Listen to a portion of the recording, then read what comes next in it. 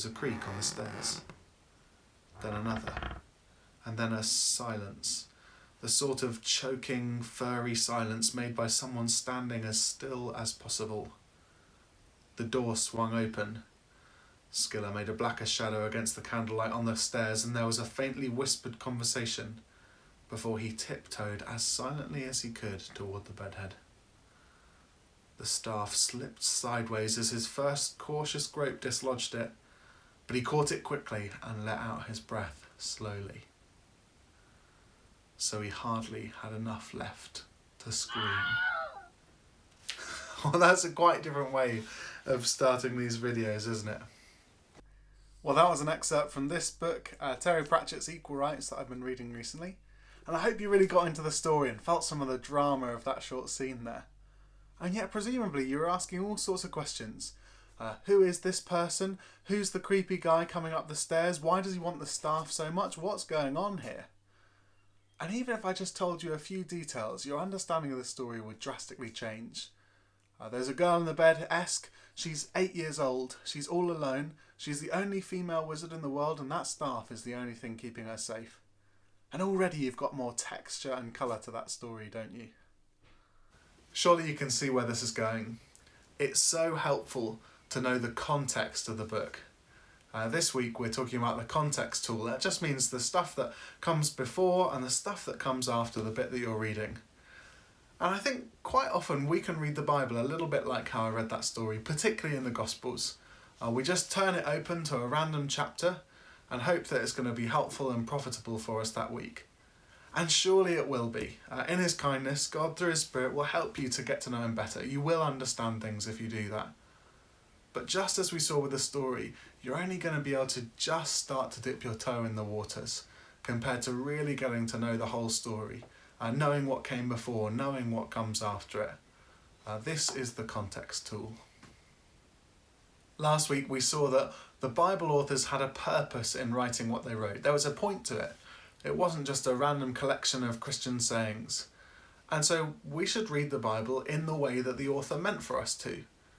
Often they've really carefully ordered and structured the things that they wrote down to be driving towards that purpose and that point.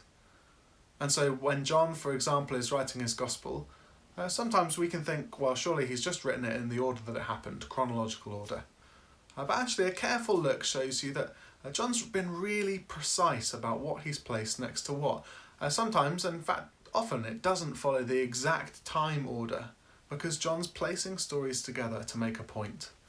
And so we should read it in the way that John would want us to if we're going to understand his point properly. I guess the context tool is a bit like the screwdriver of our Bible reading toolkit. It's fairly easy to use and all of us kind of instinctively roughly know what you should be doing with it. And yet it makes a really big difference to use the right tool for the right job. I think all of us kind of get that words come in sentences, and sentences come in the context of paragraphs. And paragraphs themselves come in chapters, and chapters in books, and books in the whole context of the Bible. And yet I think sometimes we can forget that the Bible is exactly the same. And then we kind of end up doing crazy things like trying to screw a nail in with a hammer or something. The context tool is simple to use, but often one we forget and makes a big difference. One of the knock-on effects of the context tool then is that if we want to get to know what God's saying in a particular bit of the Bible, we're going to want to read that bit and the bits surrounding it all the way through a few times until we begin to get familiar with it. Just imagine your favourite story right now. I bet you could pause the video and tell me what happens in that story, probably pretty blow-by-blow account of the plot. Well, it's that level of familiarity that you're going to find really, really helpful when coming to the Bible. And here's why. Take a look at this clip from Harry Potter and the Goblet of Fire. It's a pretty gruesome one.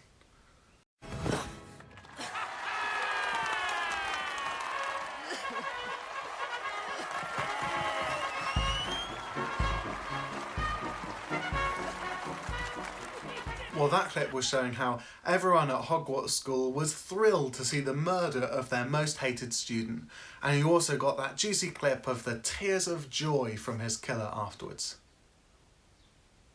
Hold on, you're going, hey, wait a second, that's not right. I know the story. The crowd weren't celebrating that. They hadn't realised yet that something had gone terribly wrong. Harry wasn't the killer, that was Lord Voldemort. Harry's so upset to see that his great friend Cedric, who everyone loves, has been killed. Do you see how knowing the story meant that you could instantly spot when something was wrong in the retelling? So the context tool is not only a really, really helpful thing to get to know what the author was saying and why he was saying it, but also it's a great protection against misunderstanding a bit of the Bible, or even if someone's kind of twisting it and making it say something that it isn't. The context tool, a great protection and really, really helpful for hearing God speak. I'm really looking forward to next week when we're going to look at the next tool together. See you then.